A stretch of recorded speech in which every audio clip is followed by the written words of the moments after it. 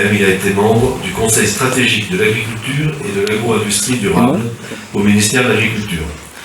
J'espère que mes notes sont à jour, que j'ai rien oublié. En tout cas, monsieur le professeur, je vous remercie. Si vous avez des questions, et vous en aurez, je pense, à les poser, gardez-les en tête. On fera en fin de conférence, ce sera peut-être plus confortable. Donc, monsieur le professeur, je vous laisse la parole.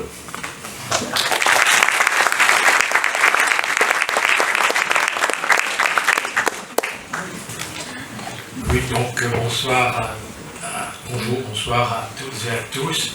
Alors on va parler effectivement d'agroécologie et de l'agriculture durable. Je pense que les deux termes méritent d'être définis. Je vous suggère, on parlera beaucoup d'eau, vous allez voir, c'est absolument essentiel.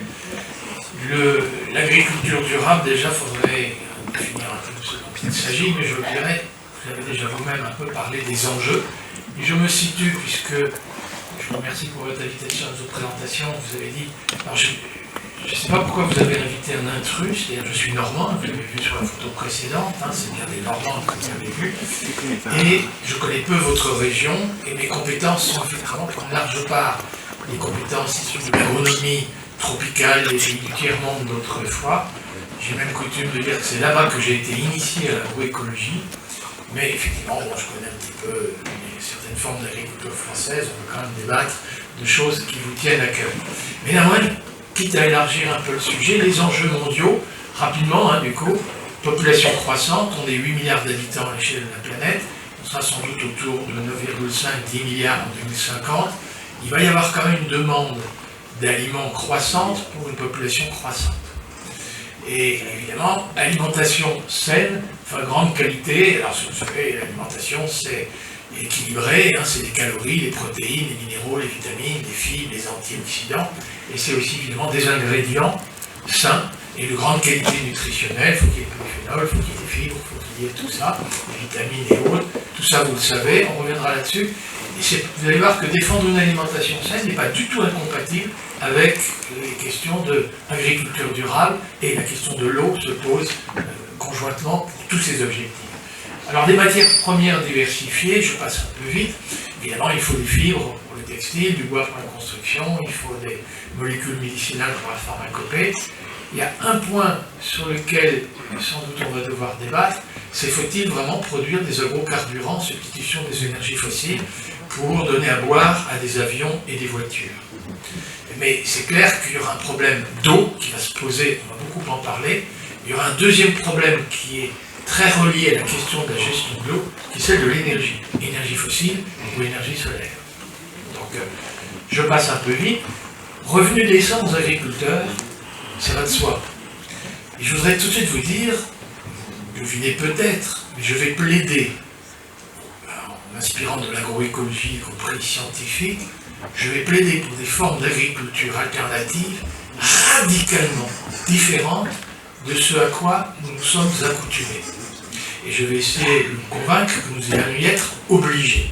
Donc il y a intérêt, nous avons intérêt à anticiper, mais il va de soi que si c'est radicalement différent, il faut l'adhésion de l'immense majorité des agriculteurs, et nous n'aurons pas, s'ils ne sont pas convaincus techniquement parlant, ça, je peux aider à faire ça, mais aussi s'ils ne sont pas correctement rémunérés pour ces nouvelles formes d'agriculture qui, vous allez le voir, sont plus exigeantes en travail. Donc là, il nous faut être très clair, il va y avoir un débat qui va être d'ordre, comment va-t-on pouvoir, effectivement, faire en sorte que les agriculteurs aient les moyens et qu'ils y aient intérêt à pratiquer ces formes d'agriculture alternatives. On va voir si je parviens à vous convaincre, mais vous allez voir, c'est quand même radicalement différent, et je pense que ne pas vous le dire, de ma part, ce serait méchant.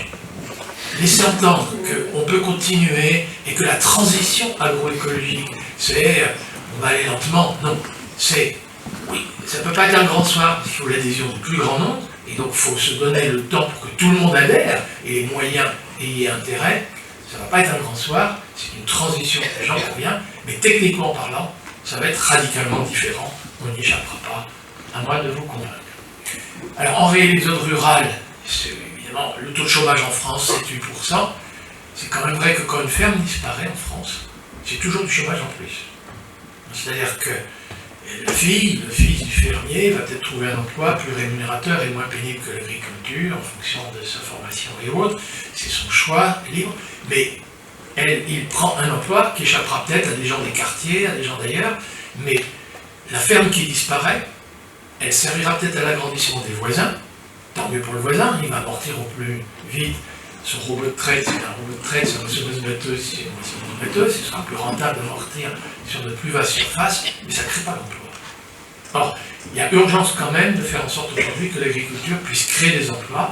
La question d'aider des jeunes à s'installer, que ce soit dans le cadre familial, que ce soit hors cadre familial, mais promouvoir une agriculture, vous allez voir que je vais qualifier d'intensive en emploi, me paraît une excellente idée. Attention, on se fixe des objectifs très ambitieux, mais c'est impératif, allons-y. Sans dommage pour notre cadre de vie, alors évidemment, comme on est loin du littoral breton, on peut penser que les algues vertes, rien, non, il peut y avoir quand même de l'urine, de l'azote, des phosphates qui circulent, qu'ils soient par les nappes phréatiques ou l'eau de ruissellement, pour aller fertiliser le littoral, c'est pas génial.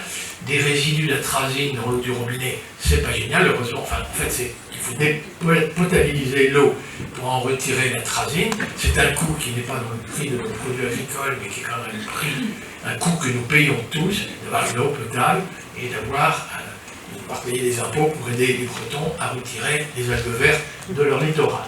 Et puis, durable, c'est quand même l'idée il faut promouvoir des formes d'agriculture sans préjudice pour les générations d'après.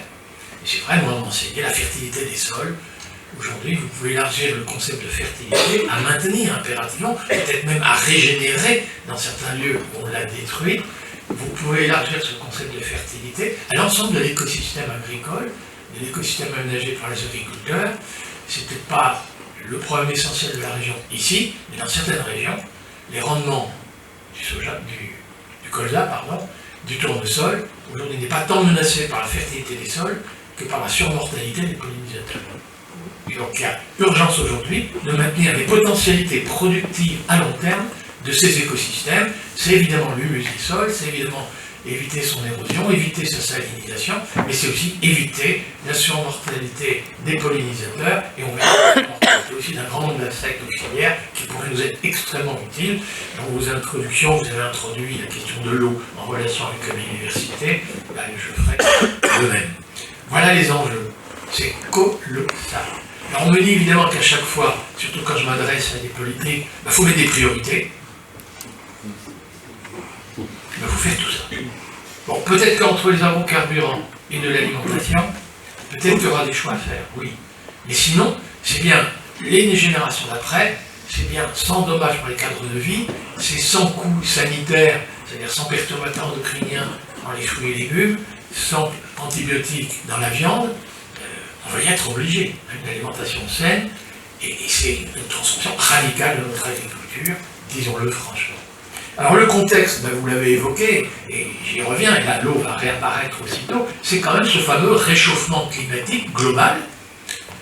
Et il faut être honnête, ça vous avait été prédit, déjà, alors, le premier rapport du GIEC, vous savez, le groupe inter-État d'études du climat, des experts qui étudient le climat, avait déjà fait une première synthèse de publication bien antérieure, mais on annonçait déjà ce réchauffement climatique global étant à l'origine d'un dérèglement climatique global, parce que c'est pas seulement qu'à l'échelle planétaire, du fait de l'effet de serre, donc des causes anthropiques, les gaz à effet de serre où l'agriculture est concernée, c'est évidemment le gaz carbonique, même si pour être honnête, c'est l'industrialisation qui est le plus émis pour l'instant de gaz carbonique que l'agriculture, et même qu'en France, le gaz carbonique n'apparaît qu'en troisième position pour ce qui est de la contribution de l'agriculture au réchauffement climatique.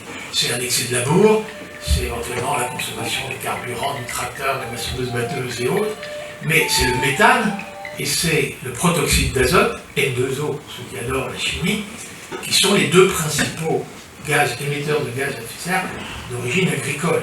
Et là, il va falloir effectivement, vous l'avez compris, réduire nos émissions de gaz à effet de serre, éventuellement séquestrer du carbone dans l'humus des sols, et il va falloir aussi aux agriculteurs, c'est impératif, qu'ils s'adaptent. Et s'adapter à un climat de plus en plus aléatoire, avec une intensité et une fréquence accrue des accidents climatiques extrêmes, là il y a obligation. Et se voiler la face, on a perdu entre le premier rapport du GIEC et la COP21, honnêtement, on a perdu 25 ans. On a 25 ans de retard. Ça nous avait été prédit, ça a été démontré. Ce n'était pas encore statistiquement avéré, le réchauffement climatique. Aujourd'hui, c'est statistiquement avéré. La date des vendanges, en moyenne, en France, elle est 10 jours plus précoce au cours des 30 dernières années que les 10 années antérieures. Mais que des scientifiques, y compris, je ne vais pas citer son nom, je crois qu'il y a un ministre même, voilà, qui a joué en jouant à la caution scientifique pour dire circuler, c'est pas avéré dans le sens, c'est pas statistiquement avéré, alors que c'était démontré. L'effet de serre, enfin la vapeur d'eau est un gaz à effet de serre, le gaz carbonique est un gaz à effet de serre, mais sa teneur est croissante, le méthane, sa teneur est croissante, le protoxyde d'azote, sa teneur est croissante, donc il y a un réchauffement climatique global qui nous amène à un dérèglement climatique, et l'adaptation, là il nous faut être honnête, et ça, c'est vrai que ça veut dire que ça va être radicalement différent de ce qu'à quoi on s'est accoutumé, ben c'est ne pas mettre tous ces œufs dans le même panier. C'est-à-dire que quand intervient un accident climatique extrême, certes une production sera affectée, mais pas tout le revenu de l'agriculteur, et pareil pour l'écosystème, quand arrive un accident climatique extrême, canicule, une inondation, y compris, on parle beaucoup de l'insuffisance de l'eau, surtout après l'été dernier, mais en fait, le cycle de l'eau, c'est la même quantité d'eau. Hein. C'est-à-dire qu'il y aura trop d'eau et pas assez. C'est-à-dire que c'est à la fois des inondations et des sécheresses.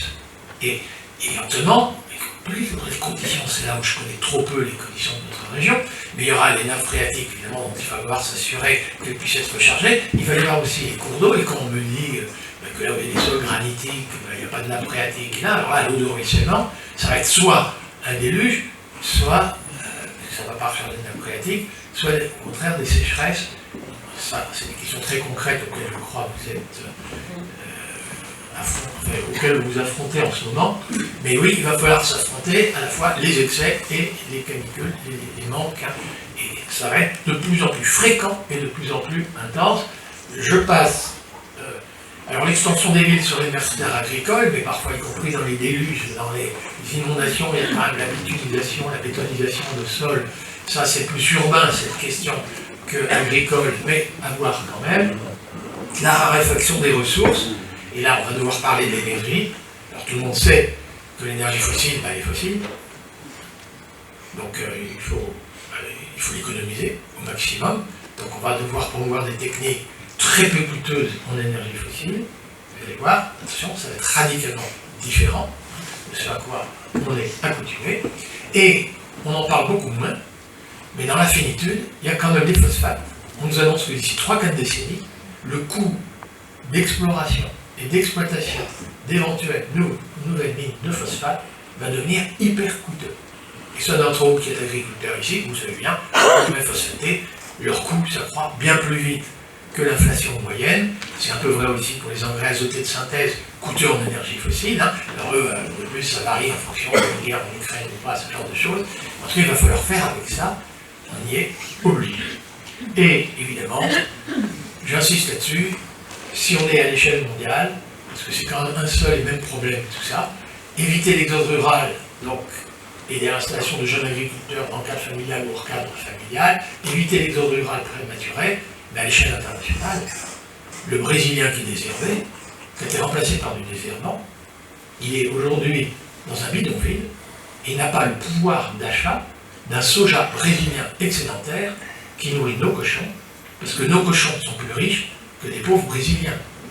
Et si vous imaginez que les mouvements migratoires aujourd'hui, c'est pas seulement les Brésiliens, c'est les Mexicains, les Colombiens, c'est ceux qui traversent le désert libyen, ceux qui traversent la Méditerranée dans les conditions que vous savez, c'est des gens qui, en tenant, produisent du mil et du sorgho, ont été concurrencés par nos excédents de blé, ont renoncé au mil et au sorgho, on mange du pain, là autrefois on mangeait du mil et du sorgho, on mangeait du manioc.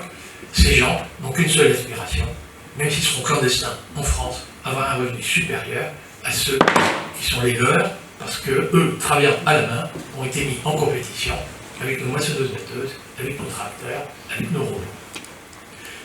Vouloir ignorer tout ça, je pense que ce serait gravissime. Et évidemment, j'ai une question déjà à vous poser. Avez-vous encore le moral? Alors, c'est un peu rapide ce que je vous ai dit là. Je sais que les jeunes souffrent d'éco-anxiété. à juste titre, je pense, par certains côtés. La question, c'est est-ce qu'on peut optimiser un peu, est-ce qu'on peut devenir un peu plus optimiste plutôt?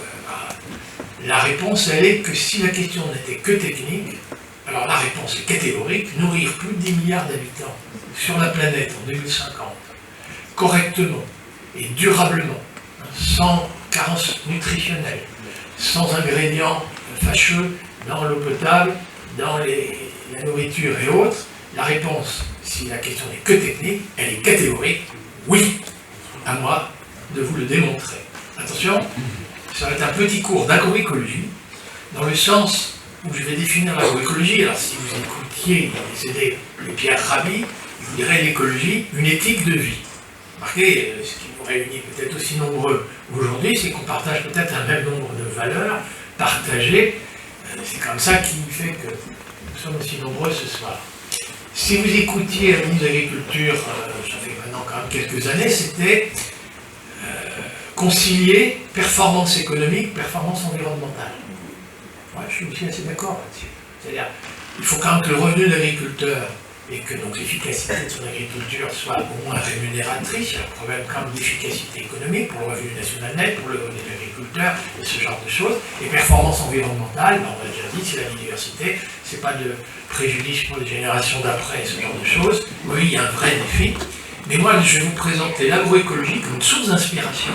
En tout cas, sûrement pas comme un paquet technique qui serait opposable à l'agriculture biologique, à l'agriculture de conservation, à l'agroforesterie, à l'agriculture de précision, à l'agriculture régénératrice, à la permaculture et ce genre de choses.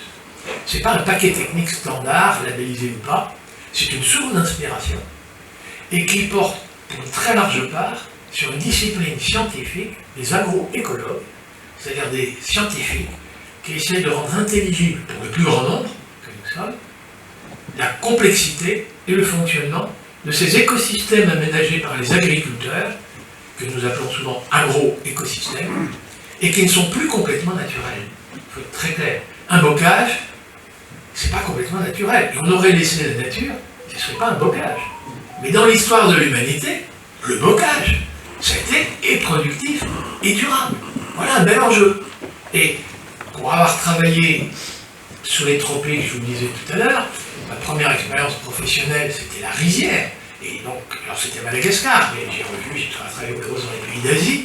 Et comment les Asiatiques, si densément peuplés, ont-ils pu protéger leurs forêts vierges, celles qu'on est en train de détruire aujourd'hui, pour y mettre des VA ou pour y mettre du palmier à l'huile.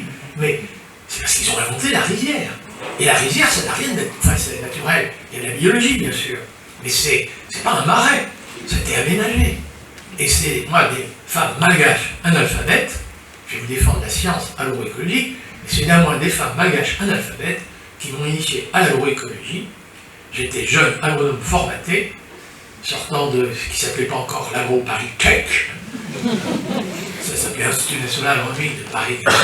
Mais moi, je savais ce qu'était une variété de riz améliorée, à haut potentiel génétique de rendement, taille courte, feuilles érigées, capable de bien intercepter le soleil. Je savais que ces variétés de riz à paille courte étaient concurrencées par des mauvaises herbes. Je savais ce qui était mauvais, je savais ce qui était bien, la variété améliorée, je savais ce qui était mauvais, la mauvaise herbe.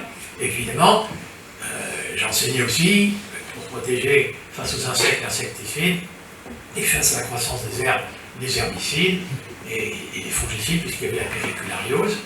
Et ces femmes malgaches analphabètes, dès que j'ai mis les pieds dans la rizière, de toute façon, entre les orteils, j'ai vite vu qu'il y avait des poissons, que ça chatouillait.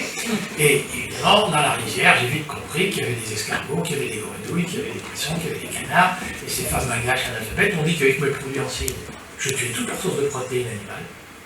J'accroissais le rendement du riz. Et j'étais en train de détruire une part énorme de leur biodiversité, y compris source de protéines animales. Et en plus, elles m'ont montré, regardez bien, le canard, il est en train de picorer ce que vous appelez la mauvaise herbe, et il ne s'attaque pas au riz. Le riz est trop siliceux, c'est pas appétant. Et regardez, c'est un peu plus délicat à voir, regardez le canard, il s'attaque à la cicadelle qui transmet le virus, on n'a pas besoin de notre insecticide. C'est des femmes malgaches analphabètes qui m'ont dit, c'est l'agroécologie, comprendre que l'objet de travail des agriculteurs, c'est pas le sol, c'est pas la plante, c'est pas le troupeau, c'est à chaque fois un écosystème que l'on simplifie, parce qu'il faut favoriser la croissance et le développement de quelques espèces utiles, nourrir correctement les fibres textiles et autres. Et du coup, en simplifiant ces écosystèmes agricoles, on les fragilise. Et tous les écologues du monde entier, écologues naturels ou les écologues des agroécosystèmes, vous le dites, plus on simplifie l'écosystème, plus on le fragilise, plus on met en péril les générations d'après, la fertilité, les potentialités productives. Et là, on va devoir faire avec ces leçons-là. Si vous en êtes d'accord, attention, ça va être, je regrette, mais radicalement différent. Alors voilà, l'agroécologie, ça va vous apparaître un peu comme un cours de biologie élémentaire, parce qu'il n'y a aucun scoop dans ce que je vais vous dire. Mais la bonne nouvelle déjà, vous savez qu'on a besoin d'énergie, 2200 kilocalories par jour, sinon on a faim, le ventre tenaille, et y compris 800 millions de gens aujourd'hui, autour de 800 millions dans le monde, souffrent de la faim, c'est-à-dire qu'ils n'arrivent pas à trouver dans l'alimentation l'énergie nécessaire pour aller la dépenser au travail, dans les loisirs, les battements du cœur. Y compris chez nous. Les gens qui fréquentent les restaurants du cœur sont des gens qui, faute de revenus, ne parviennent pas à acheter une alimentation plutôt parfois excédentaire en France, mais vous avez 800 millions de gens qui ont faim. C'est plus vrai dans les pays du Sud que chez nous. C'est une question de pouvoir d'achat, c'est pas une question de manque de nourriture à l'échelle mondiale. Pour nourrir correctement quelqu'un sans carence nutritionnelle, y compris avec des protéines animales, peut-être un peu moins que ce à quoi certains d'entre nous sommes accoutumés, il faut produire de l'ordre de 200 kg de céréales par habitant et par an.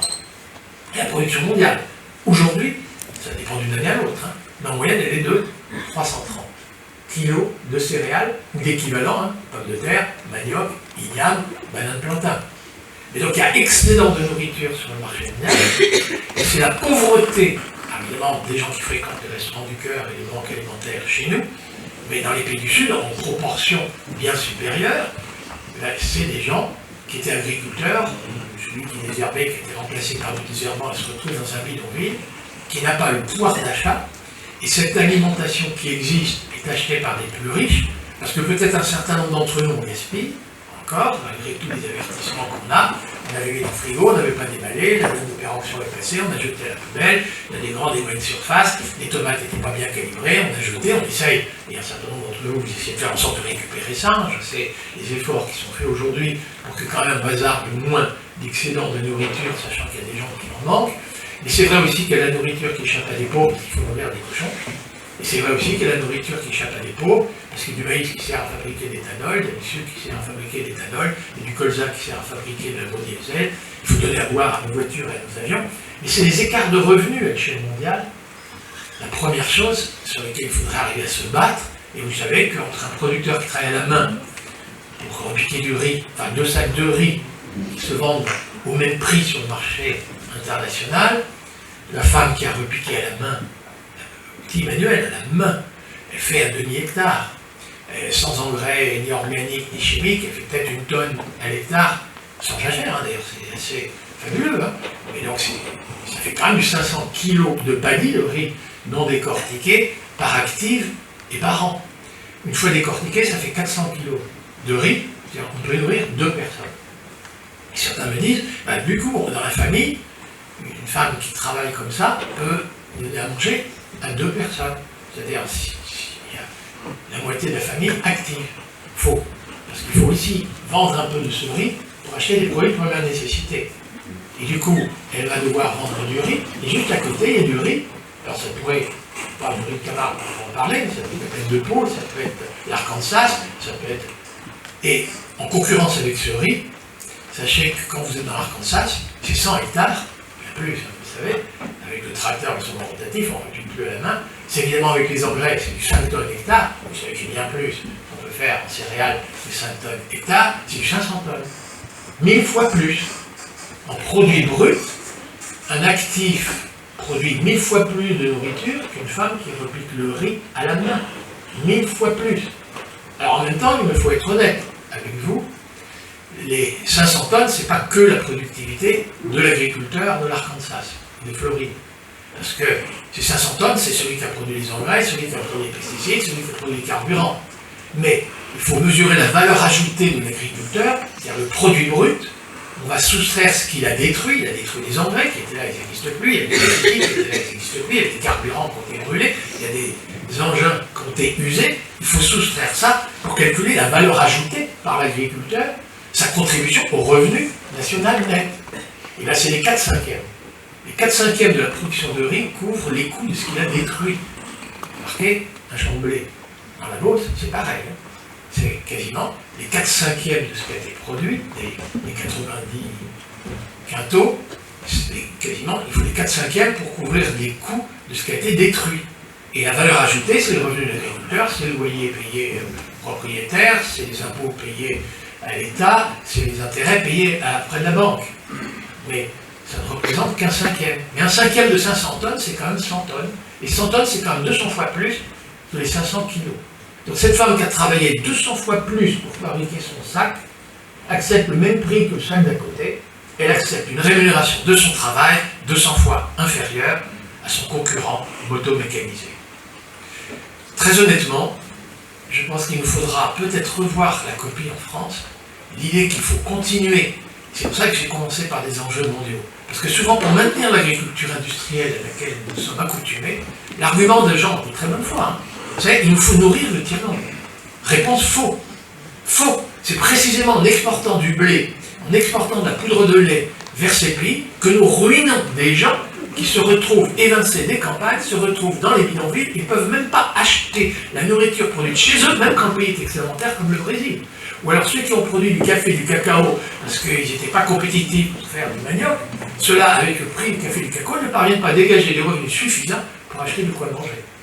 Donc oui, on va en débattre après, mais le droit de ces peuples à mettre des droits de douane et à se protéger de nos excédents, sachant que nous, on va devoir, vous allez voir, nous protéger des excédents de soja, tourteaux de soja en provenance des Amériques, parce que nous sommes extrêmement déficitaires en protéines végétales, que ce soit pour l'alimentation humaine ou animale, renégocier des accords internationaux. Et la fenêtre de tir est peu commune, c'est maintenant qu'il faut le faire, avec les engagements de traité de synthèse, avec la guerre en Ukraine, avec tout ce qui nous arrive là. C'est vraiment le moment de rétablir, de dénoncer des traités commerciaux, et au nom de la COP 21, traité international, accords commerciaux, pardon, un traité international, dans le droit international, ça prévaut sur des traités commerciaux. C'est le moment de les dénoncer, un procès d'organe des règlements différents, et on aurait quand même toutes les chances de le gagner. Ça, c'est pour le débat de tout à l'heure.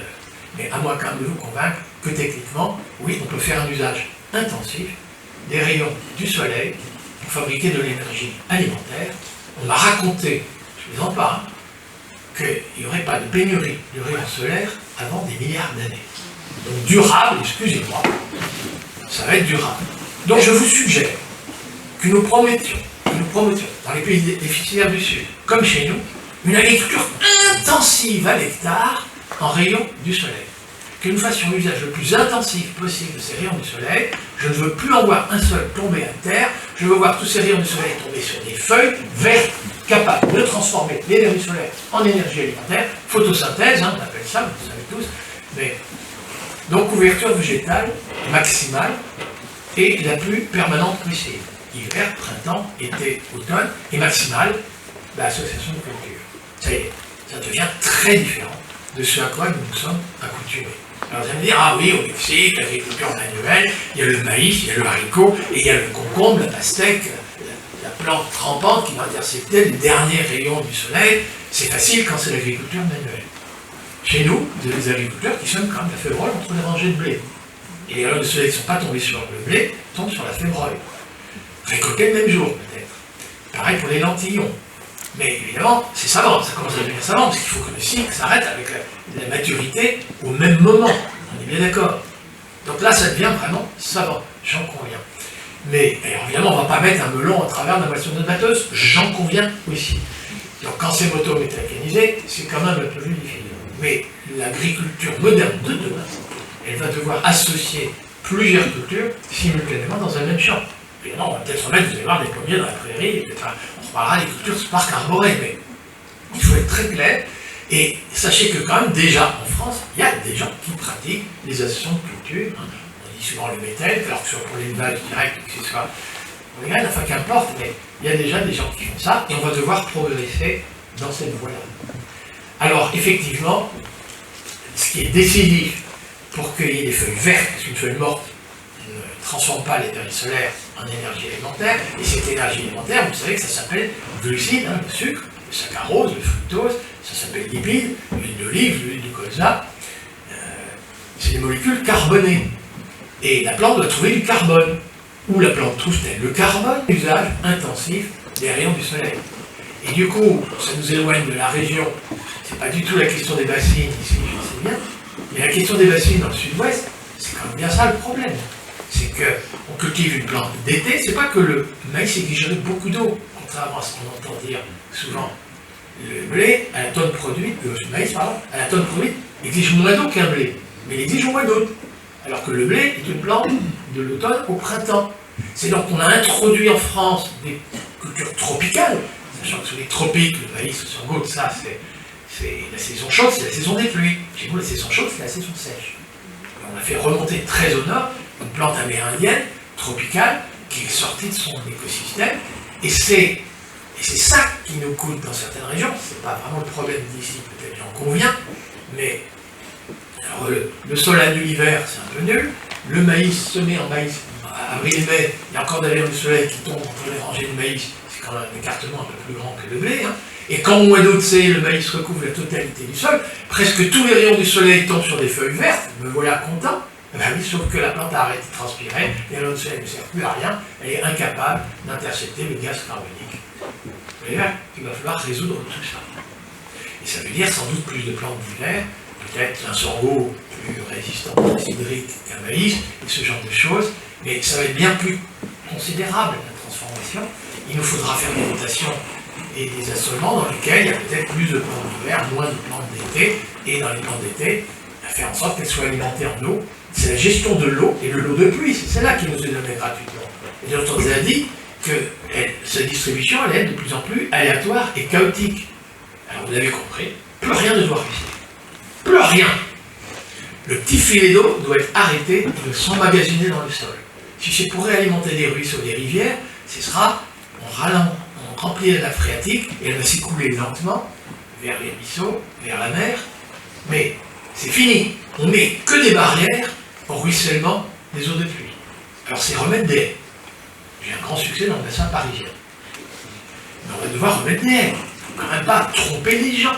On va y être obligé, ne serait-ce que pour la gestion de l'eau. Donc dès qu'il y a une pente, hop, une haie, plutôt sans des courbes de niveau, mais il faut empêcher. Alors c'est la couverture végétale. Le petit filet d'eau, il essaye de descendre et il est arrêté par une feuille, par une tige, peut-être même par un ver de terre, ça finira par s'infiltrer. Et vous êtes au courant, quand vous allez dans les régions viticoles aujourd'hui, on voit de plus en plus des gens qui entretiennent des bandes enherbées entre les rangées de vignes, et donc ce qu'on appelle aujourd'hui mauvaise herbe, la même apparaît comme une bonne herbe. Parce qu'elle empêche le développement, et quand l'herbe est sèche, là où il y avait une racine, il y a une galerie, et l'eau finit par s'infiltrer. Alors évidemment, pour que l'eau s'infiltre et s'emmagasine dans le sol et ne vienne pas ruisseler, il faut que le sol soit poreux. Et moi, on m'enseignait le labour. Et qu'est-ce que j'enseigne aujourd'hui? Le zéro labour. Des techniques culturales simplifiées. Parce qu'un excès de labour, d'abord, vous aérez peut-être exagérément le sol, et du coup le carbone, le gaz carbonique que la plante avait intercepté, qui était dans les racines, qui était devenu de l'humus, si vous l'oxydez, ça retourne à l'état de gaz carbonique, c'est pas génial. Et puis les vers de terre, qui, certes, la nuit, sont à la surface du sol et commencent à bouffer toutes ces matières organiques, mais dès que le jour apparaît, ça rentre dans le sol. Si vous le remettez au jour en pleine journée, évidemment, vous leur faites le plus grand dégât. Or, justement, le ver de terre, c'est sur lui qu'on va compter pour que le sol devienne poreux. Donc, on va réhabiliter la biologie des sols, les vers de terre, les cohortes, les colomboles et bien d'autres. Aïe, aïe. Attention, on va devoir être très économe en produits en cible. Peut-être même va-t-on devoir s'interdire les produits en cible. Il faut le dire, c'est pas on va diminuer les doses. Non, non, c'est radicalement différent.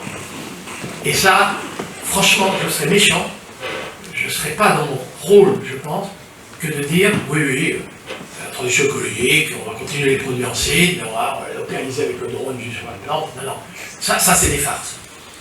Et du coup, soyons clairs, oui, il faut se donner les moyens, et du coup, les revenus, pour que les gens aient intérêt et les moyens de pratiquer ces formes d'agriculture sans les produits en cible. Vous allez voir, ce n'est pas que les vers de terre, on va devoir aussi défendre les champignons mycorhiziens, on va devoir défendre toute la biologie des sols. Mais la gestion de l'eau, en tout cas, vous l'avez compris, c'est décisif pour la photosynthèse pour accroître le rendement calorique de toutes les plantes en question.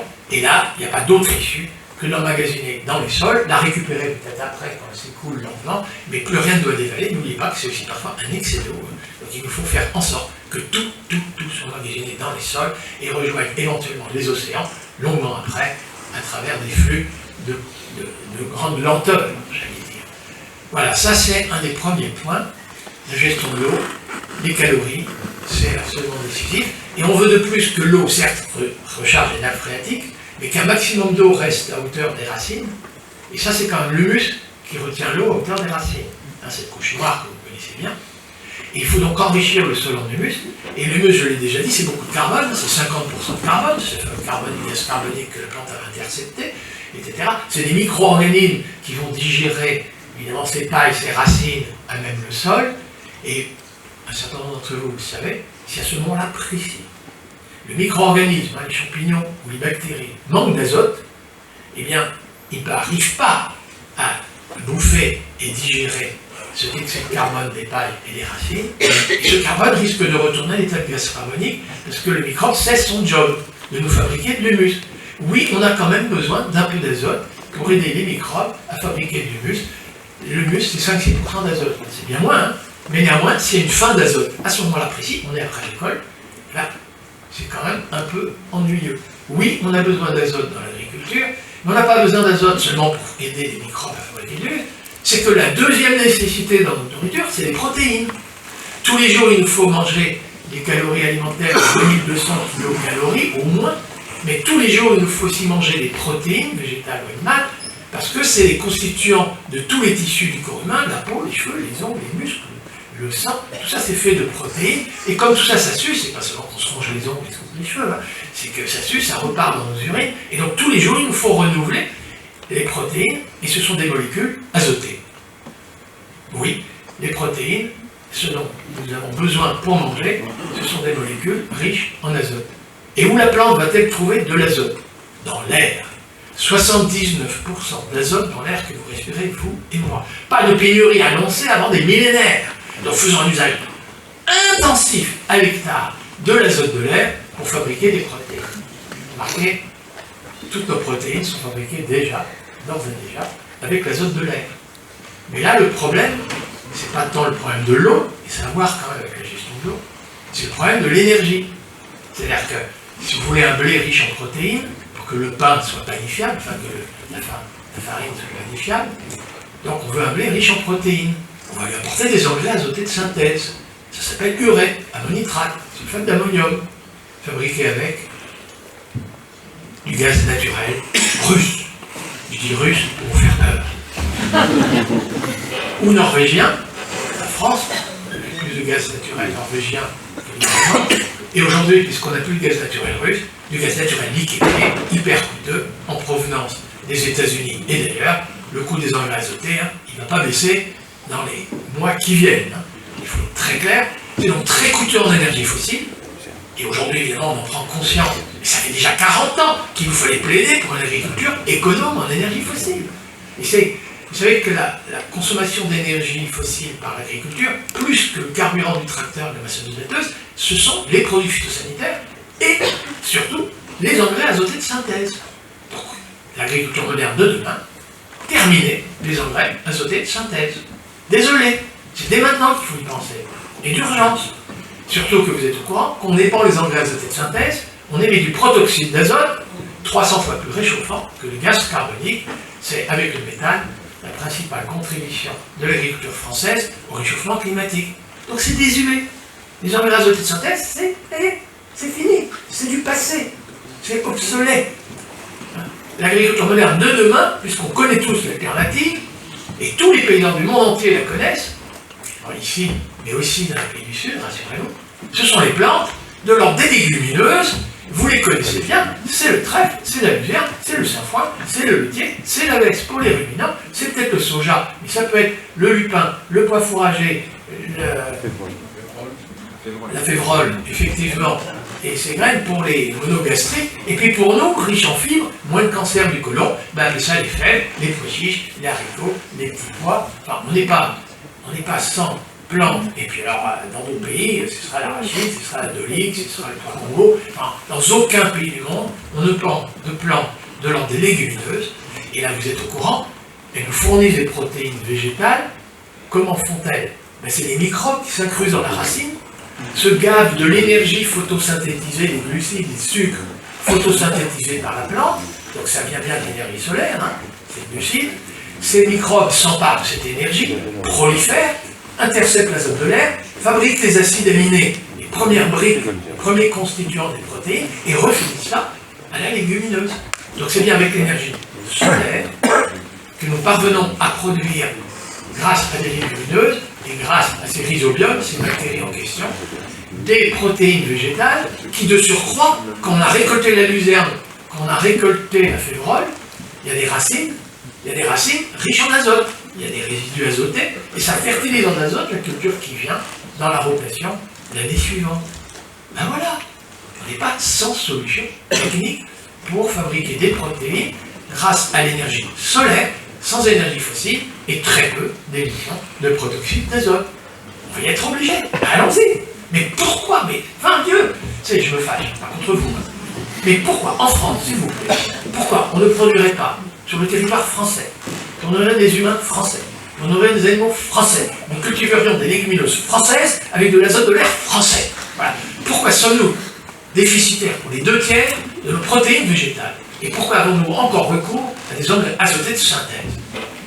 Voilà, plus franchouillard que Zemmour, Marc Duchoulier. Sauf que c'est pas franchouillard. Vous voyez bien, les Brésiliens dont je parlais tout à l'heure, quand je fais cette provocation, ils me disent, monsieur Fuet, nous on n'est pas fiers, nous Brésiliens, de produire de cela pour nourrir vos cochons. Et ils me montrent du doigt, vos volailles, vos ruminants. Nous on préférait que le soja brésilien nourrisse les Brésiliens. Et oh, pourquoi faudrait-il, nous, impérativement, acheter le soja qui échappe à des Brésiliens, alors que nous sommes déficitaires et que nous avons des plantes, en grand nombre quand même, des légumineuses, capables de nous fournir. Et alors, évidemment, ça veut dire qu'on exportera peut-être moins de blé, parce qu'on va libérer des terres pour mettre des légumineuses. On fera moins de tort aux Sénégalais qui pourront produire 2800 euros. Oh, moi je ne suis pas contre, hein. Si on concurrence moins ces gens qui travaillent la main là-bas avec nos excédents de blé, et que chez nous on retrouve notre souveraineté protéinique, mais attendez, c'est pas franchouillard du tout. C'est tous les peuples du monde qui ont intérêt aujourd'hui à gérer en circuit court le cycle du carbone, la photosynthèse, le cycle de l'azote, les légumineuses, avec des ressources naturelles, gratuites, et dont on peut faire un usage intensif. Parce que moi, l'agriculture extensive, si c'est toujours plus de grandes extensions, c'est pas grave, on va déforester la forêt amazonienne, comme ça on va produire du soja pour nourrir nos cochons.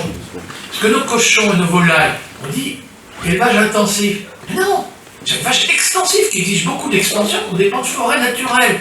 Et oh, non, moi je suis pour une agriculture intensive à l'hectare, mais un usage intensif, sans énergie fossile, de ce qui ne coûte rien, de ce qui est gratuit, de ce qui est pléthorique, de ce qui est renouvelable.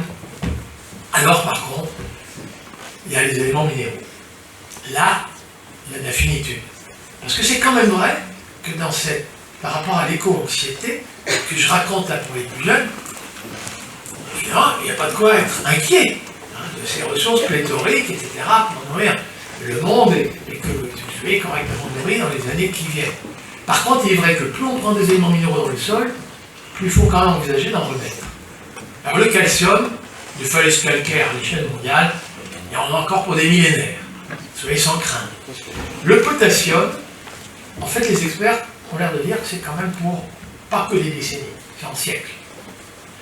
Et par contre, pour les phosphates, ben là c'est la question dès maintenant. Il faut être très économe en phosphate et éventuellement essayer de trouver le phosphore ailleurs. Et là il y a urgence, urgence, urgence, urgence. Là il y a de vraie finitude et là il nous faudrait ça. Alors évidemment il faut éviter le gaspillage. J'ai envie de dire c'est un peu comme l'azote de l'urine, le phosphate qu'on éjecte, que ce soit les effluents d'élevage. Alors les effluents d'élevage, vous l'avez compris, hein, l'idée c'est qu'on remet les animaux sur la paille, l'azote, le phosphore et tout sont piégés dans le fumier, et hop, on remet ça dans le sol, et économie circulaire de l'air, ça ne sera pas pour fertiliser les algues vertes, donc désormais en Bretagne, rassurez-vous, tous les éleveurs vont remettre les animaux sur la paille, sur calbotis et le lier, c'est fini, enfin rassurez-vous, j'aimerais quand même convaincre. Hein. parce que c'est pas encore tout le monde convaincu, mais il y a urgence de remettre les animaux sur la paille et de refabriquer du fumier. Je sais qu'il y a Audrey Pulvar qui dit que sur la question du fumier, j'ai perdu toute objectivité, je suis tombé dedans à la naissance. Insupportable. Mais qu'importe, c'est pour des raisons objectives, le cycle du carbone et le cycle de l'azote. D'ailleurs, je vous signale, fabriquer du l'humus au fumier, c'est intéressant, c'est un bon dosage carbone-azote, mais le paysan dont je parlais tout à l'heure, qui met la févrole ou qui met des lupins entre ses rangées de blé, les microbes, après récolte, trouvent dans la racine du blé le bon dosage de carbone, trouvent dans la racine de la légumineuse un bon dosage en azote, et parviennent à nous fabriquer de l'humus sans même qu'on amène du fumier. Donc c'est pas un dogme, l'histoire du fumier. Oui, on peut fabriquer de l'humus avec des bons dosages carbone-azote dans la réalisation de culture pour produire de l'humus qui va retenir l'eau, je l'ai déjà dit, allonger la transpiration, allonger la photosynthèse. Alors le phosphore. Est-ce qu'on peut en trouver ailleurs que dans les mines de phosphate? Ah oui, alors les effluents d'élevage, évidemment bien, les effluents humains. J'imagine que vous, les élus, là, vous avez sans doute des grandes préoccupations. Est-ce qu'on pourrait utiliser les boues d'épuration? Et il va de soi que si ces eaux, on revient sur la gestion de l'eau, de nouveau, on ne va pas l'oublier, parce que c'est vraiment ça qui est décisif, y compris pour la légumineuse. Elle produira autant de glucides pour nourrir les microbes que si elle a été suffisamment alimentée en eau pour toute sa croissance. La légumineuse commence par faire de la photosynthèse avant d'alimenter les microbes qui vont fabriquer des protéines. Mais il va de soi que les eaux, les boues d'épuration, si ça rejoint des eaux industrielles, riches en plomb, mercure et cadmium, alors j'invite à la plus extrême prudence. On fait, il n'y a pas de solution, il y a des endroits où oui, il faut utiliser les boues d'épuration, et il y a des endroits où je vous invite à la plus extrême prudence, parce que quand même absorber dans l'alimentation saine, il vaut mieux éviter les plombs, le mercure, le cadmium dans notre nourriture. Donc là, il y a un vrai problème, moi qui m'échappe un peu, ça dépasse mon domaine de compétence, mais enfin, toutes les matières organiques, si on pouvait les recycler. Alors maintenant, pourrait-on trouver du phosphore ailleurs? La réponse, elle est quand même oui. Ah! Est-ce qu'on peut en trouver en quantité suffisante? La réponse est quand même oui. Mais, là, derrière le quand même, il y a bien un mais.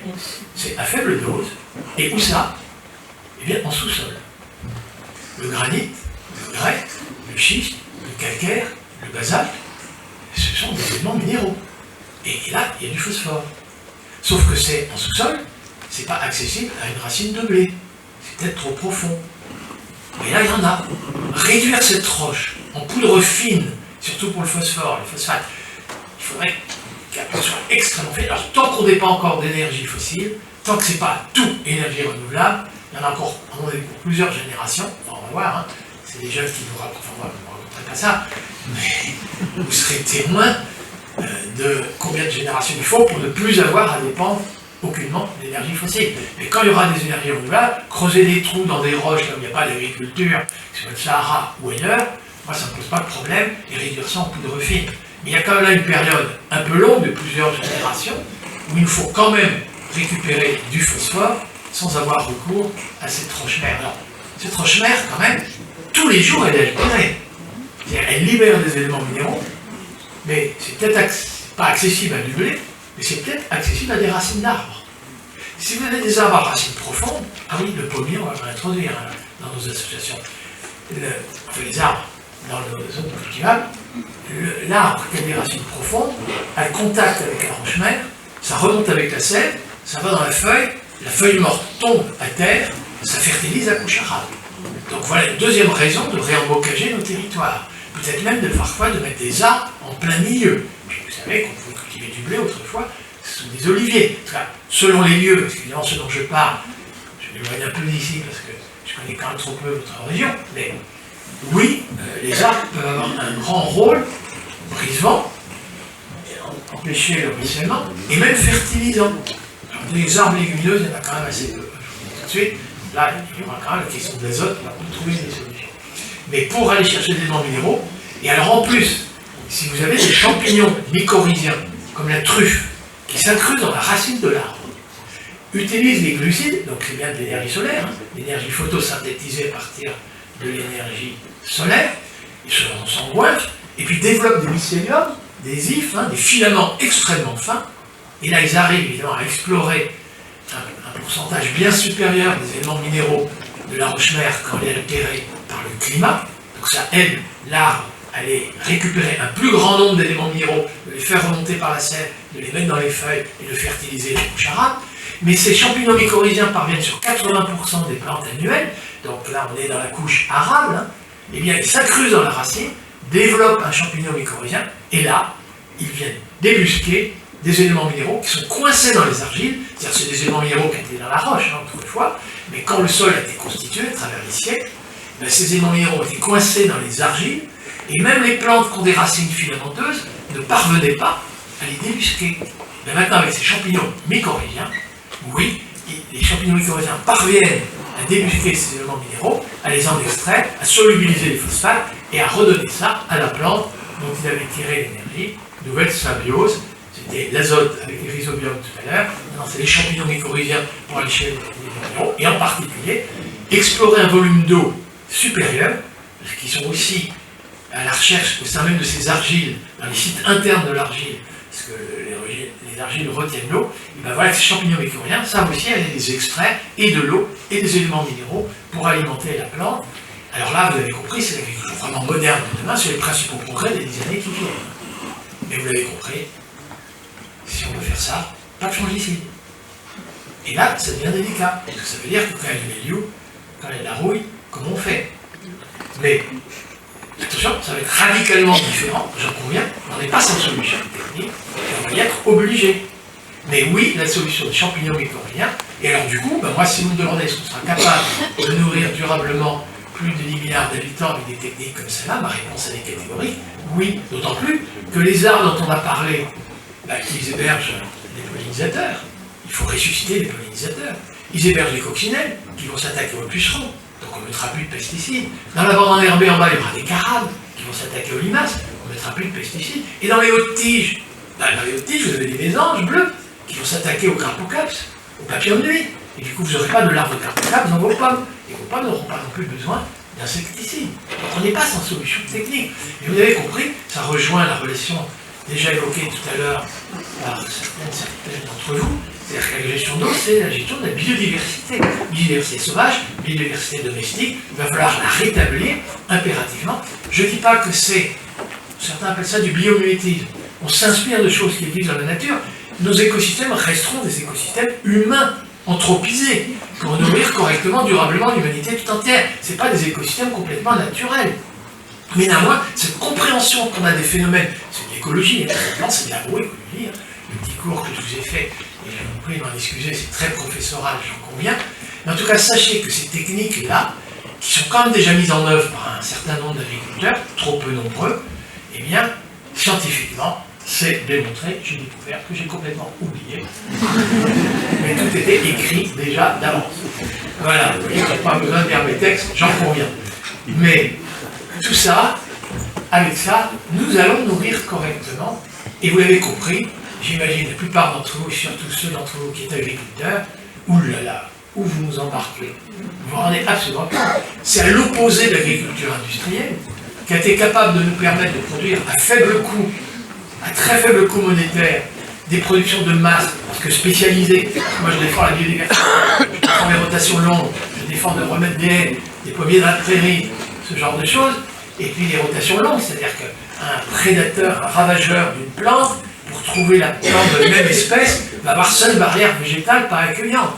Donc cette agriculture moderne dont je parle là, ben oui, elle n'est pas industrielle, elle est artisanale, elle est soignée, elle est bichonnée. Son gros défaut, me dit-on, elle est exigeante en travail. Est-ce grave de vouloir promouvoir une agriculture intensive à l'hectare en emploi? Non. Je crois qu'il y a urgence, socialement, d'aider à l'installation des jeunes agriculteurs dans le cadre familial, une grande ferme. Je connais, hein. Dans le bassin parisien, je connais des grandes fermes qui ont remis de l'élevage.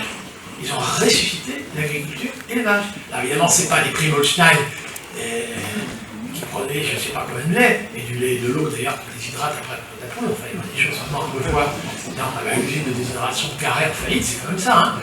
Mais c'est évidemment des brebis, et évidemment, vous l'imaginez, dans la même ferme, il y a évidemment encore des exploitations céréalière, grande culture, mais on a réintroduit les prairies temporaires, il y a un débouché pour la luzerne, puisqu'il y a de l'élevage, il y a un débouché pour les pailles, ce sera la litière pour les animaux, il y a du fumier pour fertiliser les plantes, les luzernes aussi ont contribué à fertiliser les plantes, donc on gère le circuit court, le cycle de l'azote, le cycle du carbone, hein, c'est bien ça dont je suis en train de vous parler, et évidemment, il y a la transformation fromagère, et souvent la vente en circuit court. Ben, là où il y avait, on multiplie par 3 le nombre d'actifs. La ferme reste grande, mais n'empêche qu'on crée bien de l'emploi, la surface par actif diminue, et c'est ça qu'il nous faut jouer pour l'installation dans le cadre familial. Mais oui, il y a des gens qui le font déjà. Et évidemment, hors cadre familial, là vous savez, c'est l'accès au foncier, et c'est très coûteux, c'est terre de bien, enfin je ne sais pas, il y a des associations qui travaillent là-dessus, ça fait jouer leur rôle, non pas forcément aider à l'agrandissement des fermes, mais à l'installation des jeunes. Il y a vraiment beaucoup à faire. Je passe vite pour qu'on débat un peu les insectes auxiliaires des cultures, mais j'en ai parlé. Ça peut être aussi des oiseaux auxiliaires, hein, ça peut être des chauves-souris. Voilà, alors à gauche, évidemment, les prairies de cochons en Bretagne. À droite, l'association, c'est graminées, c'est légumineuses, en circuit court, en dosage carbone, azote, ça fabrique de l'humus, ça alimente les animaux. Hein. Ça, c'est le blé lentillon, c'est plus les Ardennes, etc. Mais, donc, effectivement, la légumineuse est toujours sous l'ombrage de le truc. Le chanvre, vous allez me dire, qu'est-ce qu'il vient faire là?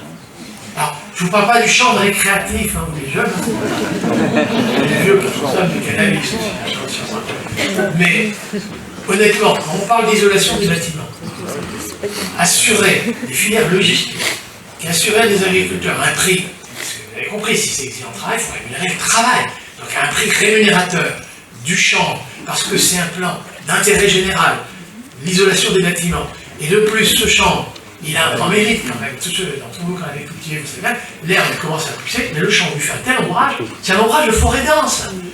C'est l'ombrage d'une forêt amazonienne que vous avez là. Et ça fabrique de l'humus. Enfin, donc quand dans des rotations longues, vous avez une prairie temporaire, la mauvaise herbe elle est fauchée, avant de fleurir, avant de monter en graine, et puis dans la même rotation, vous avez du chanvre qui va de nouveau empêcher la prolifération, mais ça y est, on n'éradique plus.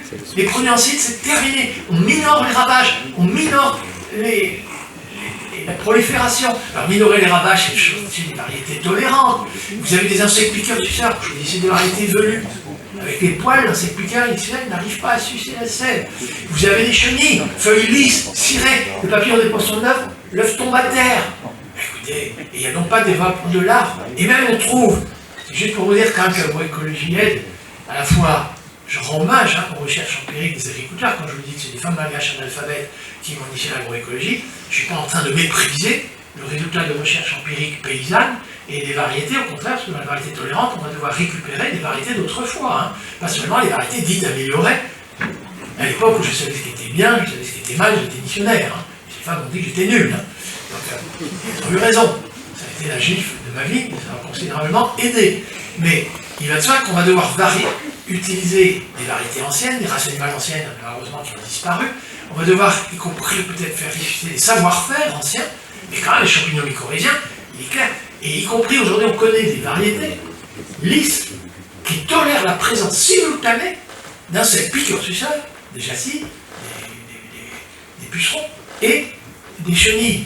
Et comment se fait-il, alors feuilles lisses, alors comment se fait-il que ces plantes sont très peu attaquées par les piqueurs du sol? Alors attention, c'est quelques plantes, hein, mais il y a beaucoup de recherches là-dessus. Et là, le piqueur du sol, il fait un trou pour sucer la sève. Par ce trou, il y a un gaz qui se dégage, un gaz volatile qui attire la coccinelle. Et la coccinelle s'attaque au puceron. Vous l'avez compris, la biodiversité. C'est pas seulement une somme d'espèces végétales et animales et microbiennes, domestiques et sauvages. C'est les services écosystémiques qui nous sont rendus par cette biodiversité qui va nous permettre effectivement de gérer intensément les ressources naturelles renouvelables, sachant que les deux facteurs limitants, c'est faire le plein usage de l'énergie solaire et non pas les énergies fossiles, et l'eau, s'il vous plaît, que pleure de Michel, que tout son origine dans le sol, et la biodiversité, évidemment, cette énorme biodiversité, ces prairies, voilà, enfin, tout ça va retenir l'eau pour que ça ne dévale pas. N'oubliez pas, c'est et le trou d'eau et la sécheresse contre lequel il faut se battre.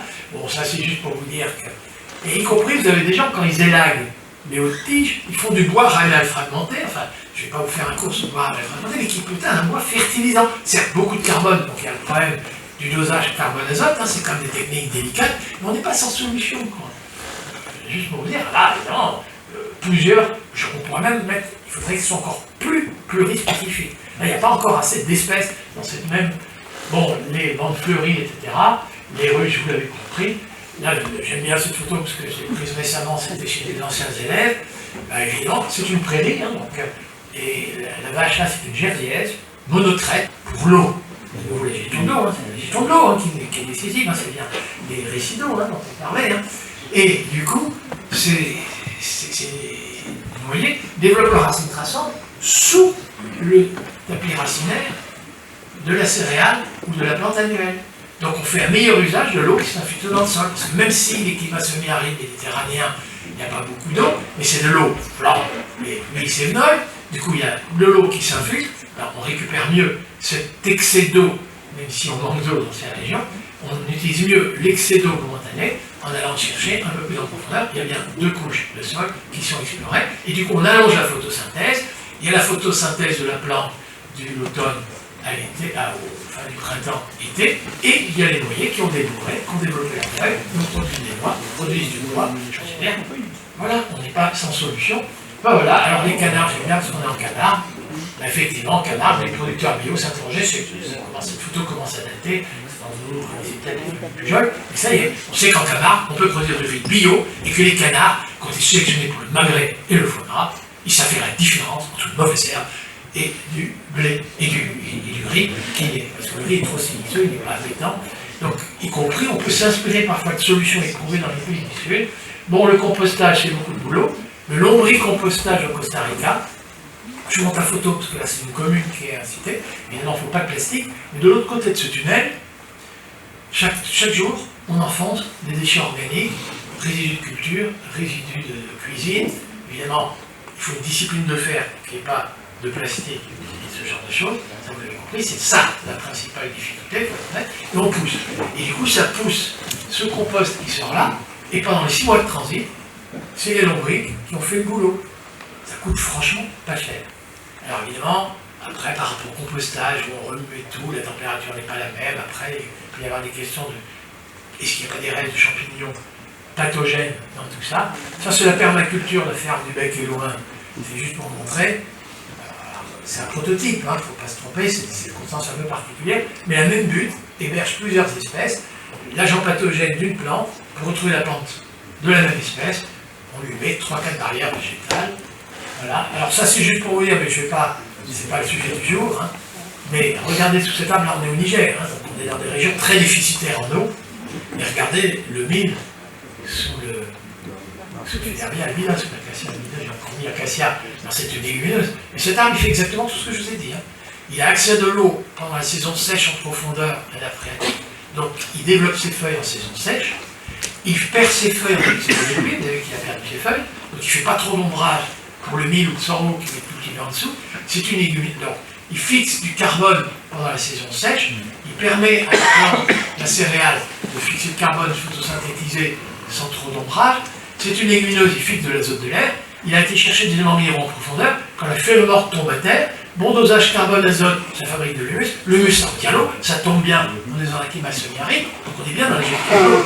Ça nous éloigne un peu, j'en conviens, des préoccupations d'ici. Mais sachez que même dans les pays du Sud, les solutions de gestion optimale de l'eau, en s'inspirant des pratiques de l'agroécologie telles que je vous l'indique là, rien ne doit rester, tout doit s'infiltrer, on récupère l'eau de la nappe phréatique grâce à des racines profondes.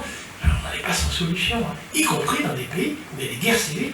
Et alors depuis cet arbre il est fourragé, parce que les troupeaux nomades, quand ils arrivent en saison sèche, le chaume du maïs, mais ils élaguent aussi les arbres, n'agousent pas dans le tube digestif, la graine est dormant, s'est levée, c'est donc bien des troupeaux, des éleveurs nomades, semi-nomades, qui réensemencent ces terres agricoles en un arbre fertilisant.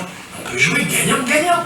On n'est pas obligé de faire la guerre civile et d'envoyer Barkhane. Enfin, je veux dire, c'est parce qu'on n'a pas anticipé à temps des formes d'agriculture durable que on se retrouve avec des conflits de ressources et des guerres civiles et on envoie des forces armées. Mais c'est dramatique. Hein. Bon voilà, j'arrête mon cirque parce que l'agroforesterie, en tout cas juste pour vous dire que dans les pays du Sud, ça c'est la Chine, hein, donc dans la même parcelle, vous avez eu 2 variétés de riz, hein, donc c'est pour les champignons pathogènes, empêcher la prolifération. Voilà. Et je vais terminer ici, c'est juste là, on est retourné en France.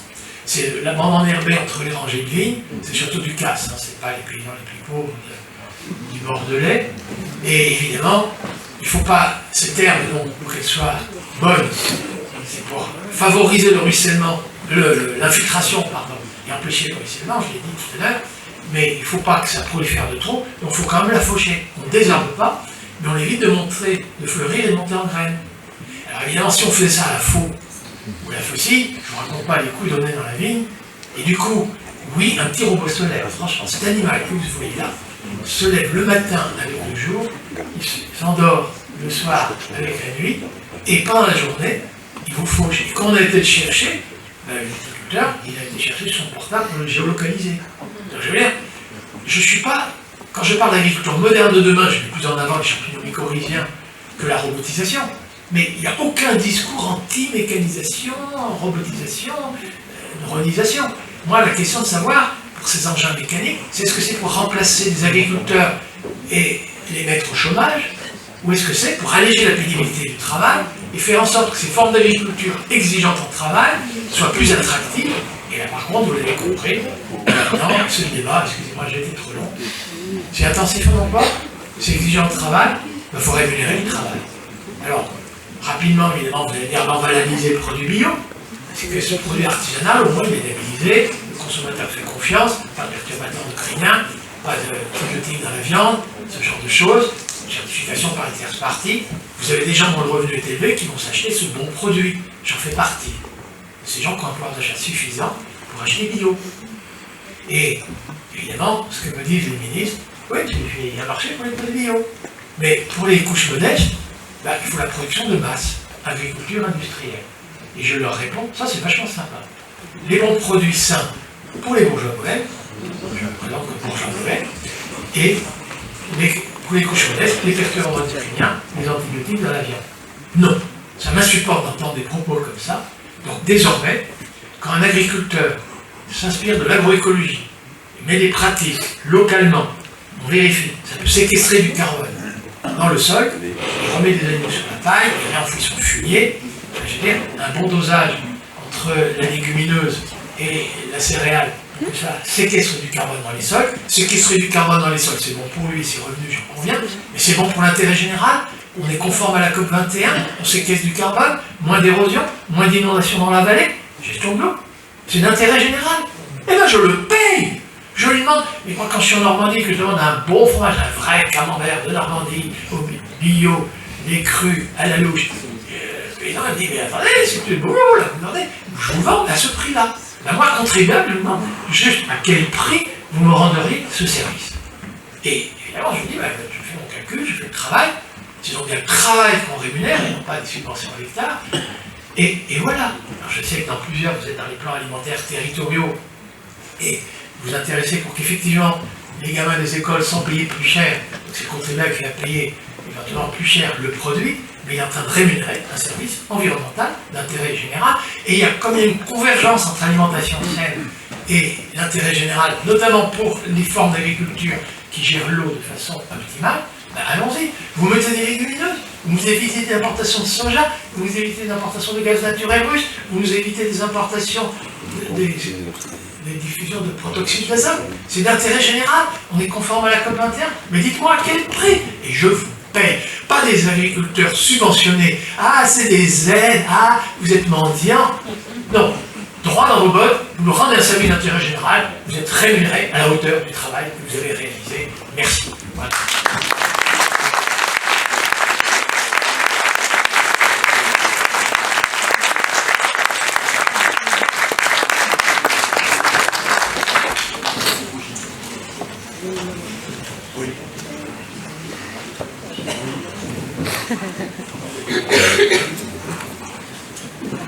Qui veut commencer?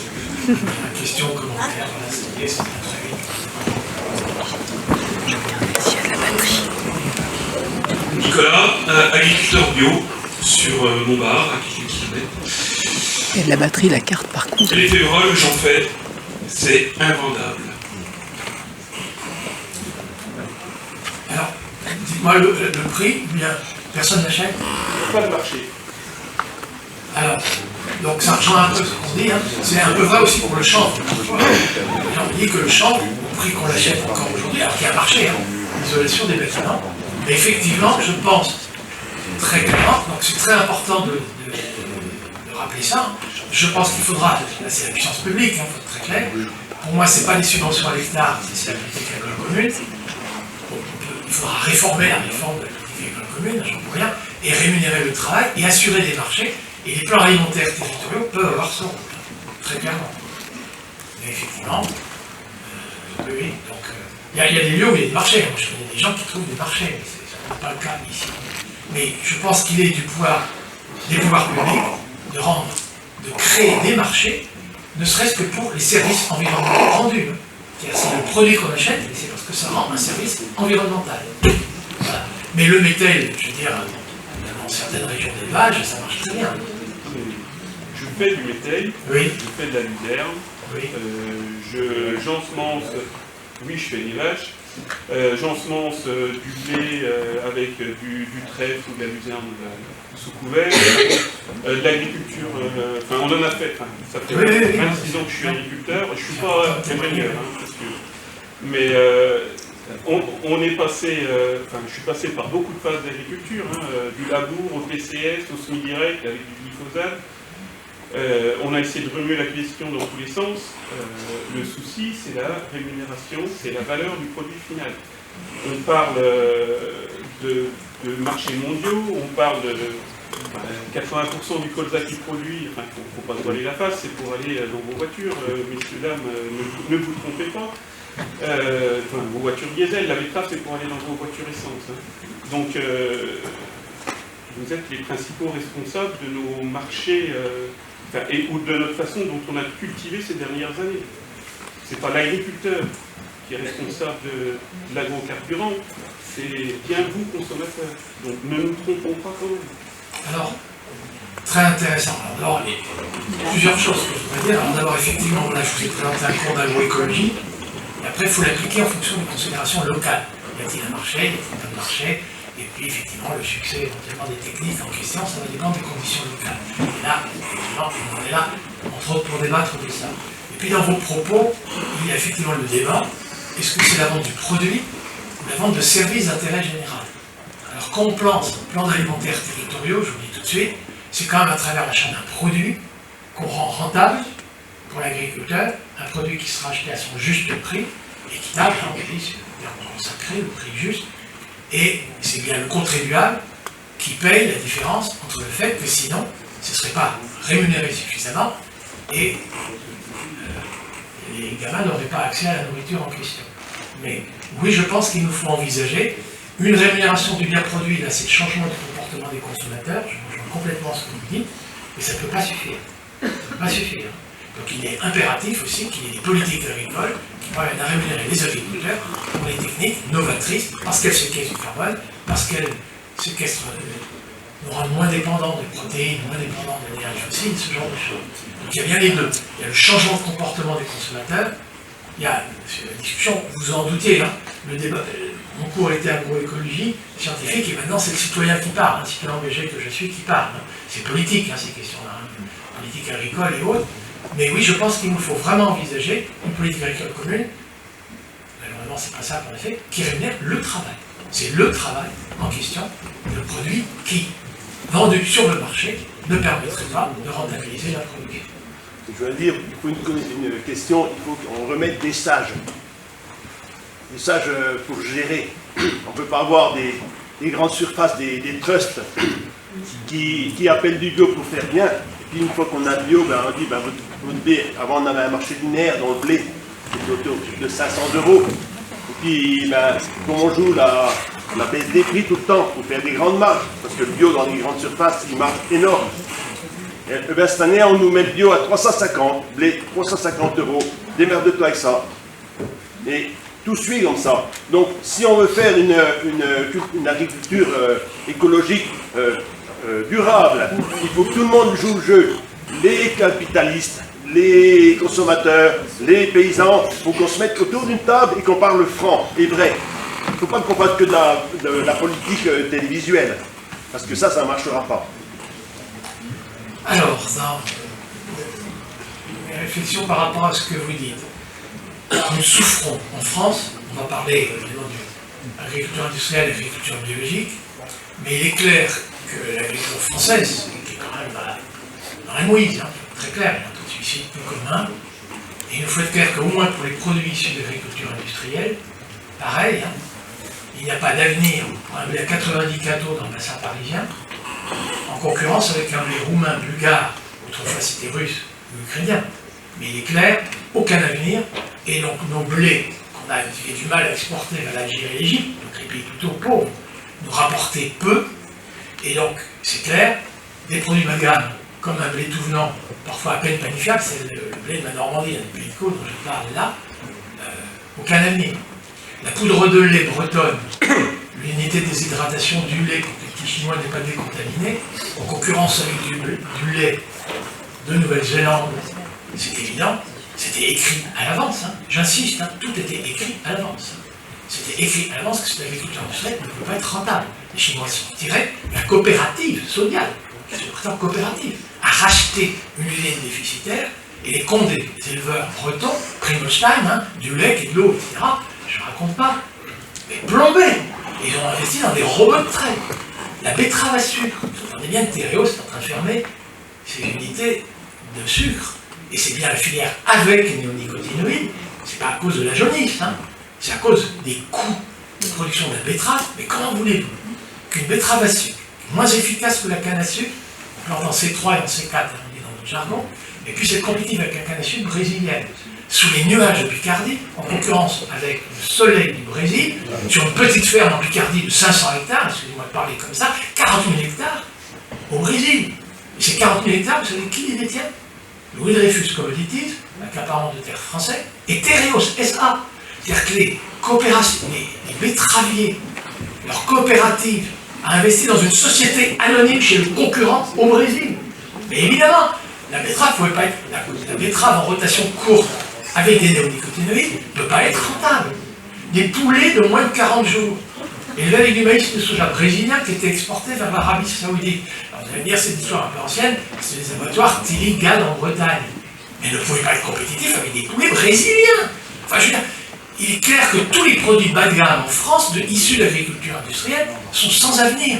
Les prix internationaux, vous avez raison, hein, parce que moi je vais élargir notre sujet, c'est même à l'échelle internationale, à l'OMC.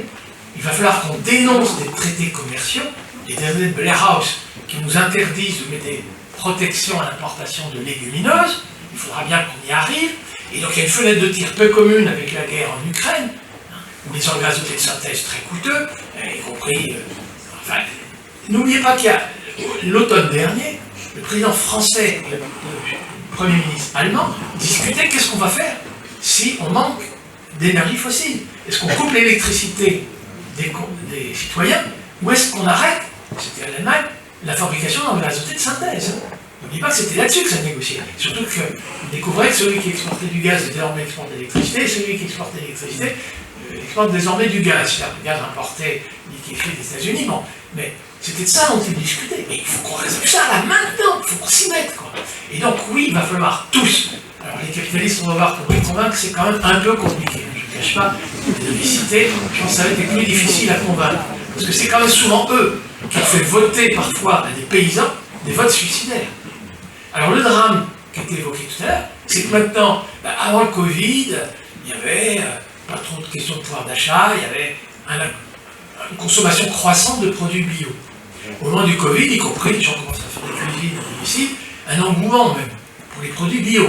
Le problème, c'est que comme l'offre ne suivait pas la demande, les grandes et moyennes surfaces ont commencé à importer. Donc, des légumes produits par des Turcs en Allemagne, des légumes produits en Espagne par des Équatoriens sous-payés, je ne vous raconte pas les conditions sociales, mais évidemment aujourd'hui, avec la question du pouvoir d'achat, la demande s'est effondrée, et du coup, évidemment, les grandes et moyennes surfaces continuent d'acheter chez des exploitations travaillées par des Turcs ou des Équatoriens dans les conditions que vous savez. Et donc, aujourd'hui, et c'est dramatique, il y a vous savez que la labellisation équitable existe, y compris aujourd'hui pour des produits français.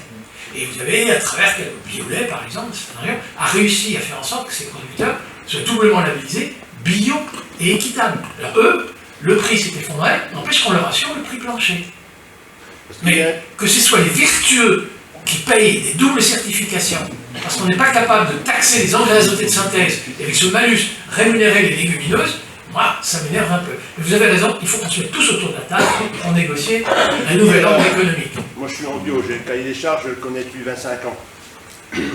On a un cahier des charges extrêmement dur à mener. Oui. Donc, on va nous mettre sur un piédestal extrêmement dur. Donc, mais tout le monde ne joue pas le jeu, parce que la FNAB, en haut lieu où le cahier des charges est fait, ils ont laissé des voies ouvertes.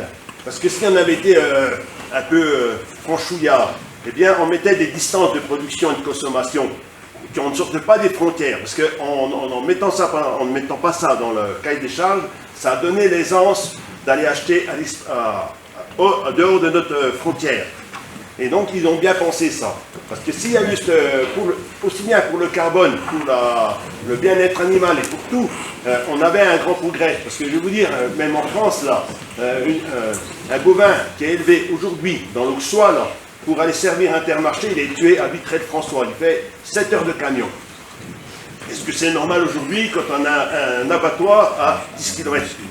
Non, non, donc dans certaines régions, on a les plans alimentaires territoriaux. On ne va pas faire payer Intermarché ni Leclerc. Et Leclerc, c'est 7000 bêtes semaine d'abattage. Et Intermarché, pareil. Donc dans certaines régions, ils ont réautorisé, y compris des petits abattoirs mobiles. Non, c'est fini. On en a ici, il est tombé, il est mort.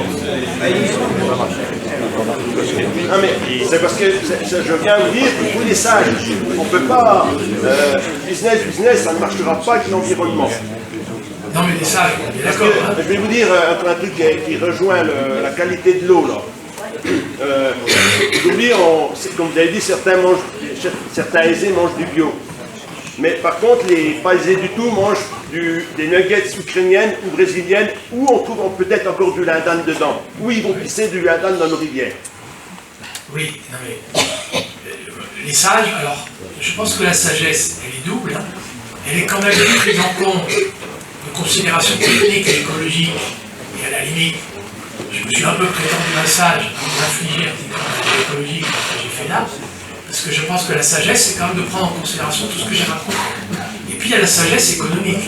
La sagesse économique, ce n'est pas le capitalisme et la mise en concurrence de gens qui travaillent la main avec des gens surrégulés. Et pour ce qui est de la France, ce n'est pas la mise en concurrence de producteurs de fermes de 100 hectares avec des fermes de plusieurs milliers d'hectares, y compris au sein de l'Union européenne. Et effectivement, les sages, c'est aussi que quand on a, vous savez que quand on a réunifié le label AB, depuis bien avant la petite feuille verte, c'est vrai qu'on a revisé les cahiers des charges à la baisse. Et c'est vrai que ça vous fait beaucoup d'emplois aujourd'hui. Il y a des gens qui parviennent à faire du bio dans une agriculture qui quand même apparaît très largement industrielle, qui ne respecte pas toutes les contraintes, ce que je suis appelé contraintes, ce que j'ai raconté tout à l'heure. Il faut quand même le dire, oui c'est compliqué, c'est exigeant de travail, c'est artisanal. On n'y arrivera pas si les sages, comme vous dites, et quand vous dites ils pensent ainsi, c'est pas les capitalistes. Il va falloir penser à ne pas user les paysans, parce que même que vous ayez des super fermes de 500-600 hectares, c'est des plus malheureux. La personne qui cultive son riz oui, à l'étranger, elle est peut-être plus heureuse qu'un gars qui a 500 hectares, avec beaucoup de matériel. Oui, il faut arrêter d'user les paysans, qu'ils aient les moyens et qu'ils aient intérêt à pratiquer ces agricultures. Une fois qu'ils seront usés, on ne les retrouvera pas. Non, mais il y a un départ d'agriculteurs. Quand je parlais des filles ou des fils du fermier qui ne reprend pas les fermes des parents, mais c'est un cas de plus en plus général aussi. Parce qu'ici, on ne mesure pas la problématique. Ici, dans notre région, on a des petites fermes laitières de 50 à 60 bêtes. Là, dans 15 ans, ils n'existeront plus. Et on ne fait rien pour les conserver. Donc quand vous dites qu'il faut réunir, vous voulez réunir qui ça? Eh bien, les dirigeants, les élus, les gens qui sont responsables de la vie. Moi, je vous suggère un changement de comportement de consommateur, l'éducation, ça a été un peu indiqué tout à l'heure. Je pense que c'est une excellente idée que des jeunes, des gamins, aient compris la compréhension de ce que c'est que la saisonnalité, des bons produits sains auprès de l'agriculteur, le monde associatif, les associations de parents d'élèves, les associations de terres de liens, les AMAP. Je pense que le monde associatif, les associations de parents d'élèves, les associations qui font des procès contre l'État français parce qu'il ne respecte pas ses propres engagements, vous découvrez que parfois le Conseil d'État leur donne quand même raison. Donc oui, le monde associatif, j'y crois beaucoup. Et puis effectivement, je suis de ceux qui souhaiteraient que nos politiques soient sages. Je le dis tout de suite, je sais que pour beaucoup, notamment certains jeunes me disent qu'ils ne croient plus du tout en la politique.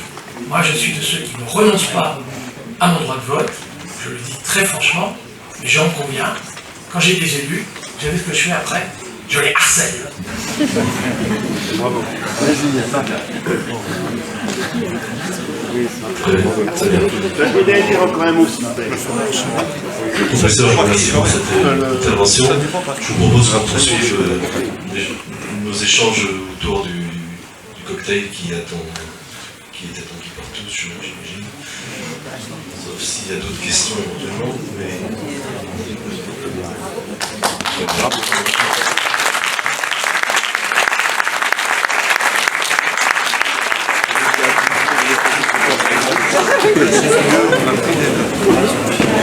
J'ai vu